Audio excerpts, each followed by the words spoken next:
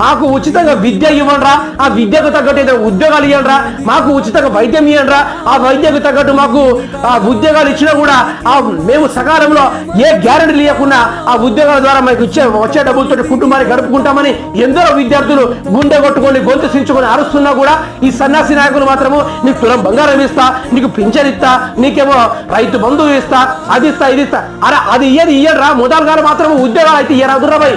ఉద్యోగాలు ఇచ్చిన దాంట్లో కూడా ఆ ఎగ్జామ్ లో కూడా మీరు పేపర్ లీక్ చేస్తా ఉంటే ఆ విద్యార్థి ఆడికి పోయి చావాలి, ఆ విద్యార్థి లెక్క పోయి చావాలి. ఇలాంటి సన్నాసి రాజకీయాలు ఆ పైన పిఎంఏ కానీ ఈ కింద సీఎంఏ కానీ ఎవరైనా చేస్తే మాత్రం విద్యార్థులు పెట్టుకుంటే మాత్రము కల్లోలం చేస్తాం. విద్యార్థుల సహనం ఉన్నంత వరకే మా వల్ల కాదని ఊకొని ఉంటున్నారు. మరి చదువుకునే విద్యార్థులు మళ్ళీ ఏకమైతే ఏ విధంగా రైళ్లు కాల్చిపెట్టారో చూశారు కదా, ఏ విధంగా అయితే విమానాశ్రయాన్ని తగలబెట్టారో చూశారు కదా. మరి మరో ఉద్యమాన్ని